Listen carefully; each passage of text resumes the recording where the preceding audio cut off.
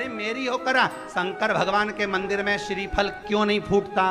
शंकर जी के मंदिर में नारियल क्यों नहीं फोड़ा जाता? क्योंकि शंकर को अधूरा नहीं चाहिए, शंकर को पूर्ण चाहिए। चावल भी देना तो एक दाना देना, भले आखा देना पर टूटा मत देना। बेलपत्री देना एक देना पर खंडित मत देना। फूल देना एक देना पर मुरझाया मत देना। फल देना एक देना पर बेकार मत देना। मिठाई देना एक देना पर बेकार मत देना। भगवान कहते हैं मुझे जो दे वो पूर्ण देना। इसलिए शंकर जी के मंदिर में नारियल नहीं फूटता, क्योंकि उनको पूर्ण चाहिए, उनको पूरा चाहिए। पर हम भगवान शंकर के मंदिर में जाते हैं, अधूरे जाते हैं। जाती जाती सब्जी खरीद लूंगी, मतलब आधा पुण्य आधा पाप। जल्दी जल्दी में यह काम कर लूंगे, मतलब मंदिर तो जा ही रही हूं, साथ में यह काम करते हुए चले जाऊं। कुछ नहीं मिलेगा भेरू सिंह, लिख के रख लो, कहीं नहीं मिले रे भेरू, कहीं नहीं। हिसाब लगा कर रखी है, कहां से प्राप्त होगा? और हिसाब लगाया मैंने तो इतना पुण्य करा। अरे भले तुम कितना भी छुपा के रख लो, पर वो तो पूरा ऑनलाइन है रे, एक एक चीज का हिसाब रखे। तुम्हारी ब्लू टिक से क्या होगा?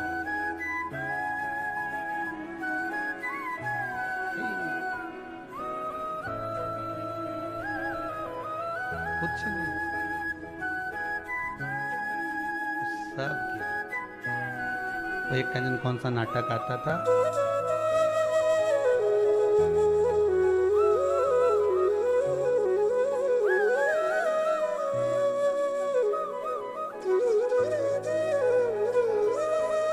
कोई किसी को अपशब्द नहीं कहता और कोई किसी को कुछ नहीं कहता।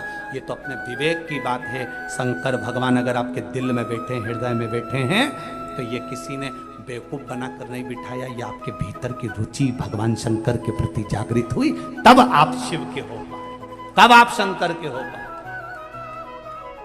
शिव ऐसे ही नहीं मिल जाता है।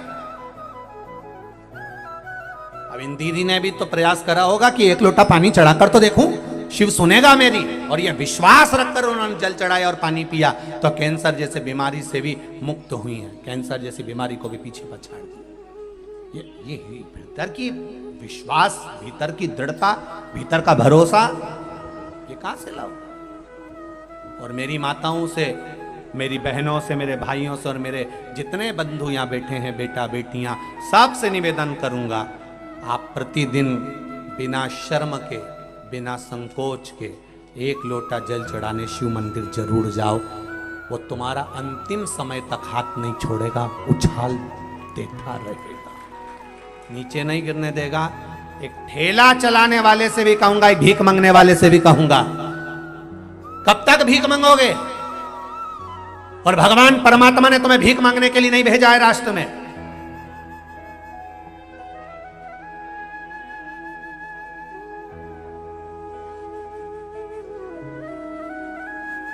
भीख मांगने के लिए भगवान किसी को नहीं बुलाया अपनी भूमि पर। कब तक भिक्षा मांगोगे? नहीं, परमात्मा की शरण में जाइए। और एक निवेदन करूंगा सबसे, कर्जा किसी से मत लो, क्योंकि जिंदगी भर कर्जा का नाम है कर कर के जा, और उसी का नाम है कर्जा। जिंदगी भर चुका चुका के मर जाते हो, बच्चों को चुकाना पड़ता है। एक बार अगर कर्जा लेने की जरूरत पड़े तो मेरे महादेव के चरणों में जाकर 7 दिन लगातार घी का दिया लगाकर बेलपत्र समर्पित कर कर जल चढ़ाना। रोज एक बेलपत्री उठाकर घर में लेकर आना और उससे कहना कि तू कृपा करना कि मुझे कहीं कर्जा लेने की जरूरत नहीं पड़े और मेरा काम निकल जाए पूरा। एक पत्र आया है, एक पत्र में एक भाई दुकान के लिए कर्जा ले रहा है। देखिए उस पत्र में कितने सुंदर बात उसने कही।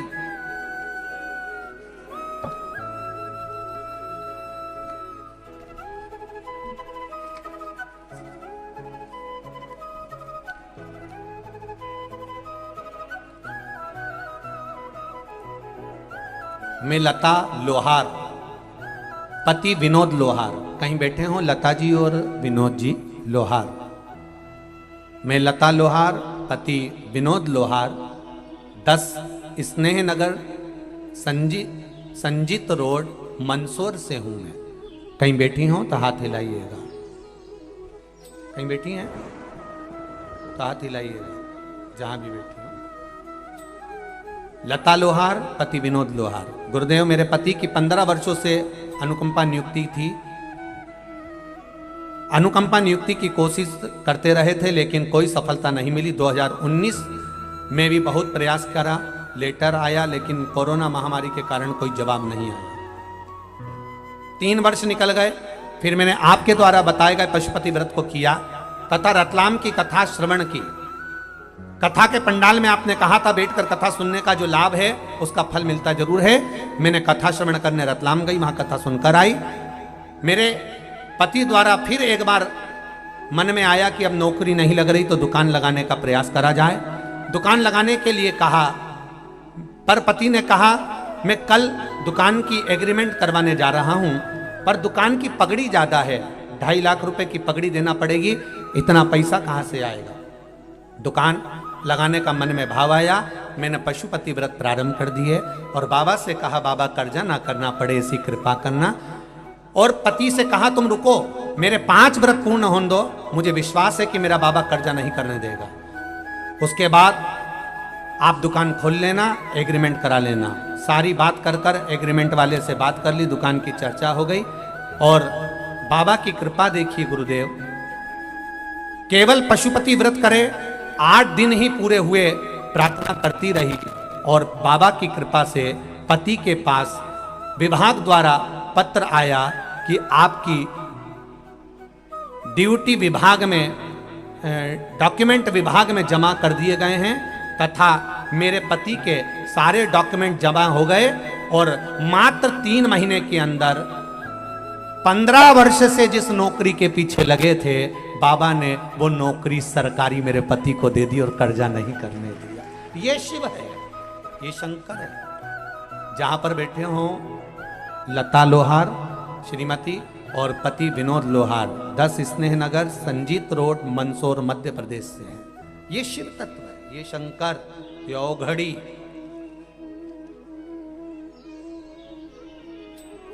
आप उससे कहो तो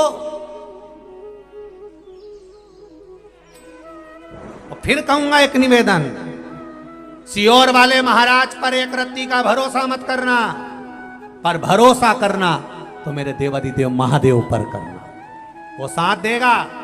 सियोर वाला तो यही रह जाएगा, ऊपर तक तो मेरा महादेव ही जाएगा। कौन किसके साथ गया है? आपको दुख आया तो क्या कोई आकर खड़ा हो जाएगा कि सियोर वाला महाराज आकर खड़ा हो जाएगा?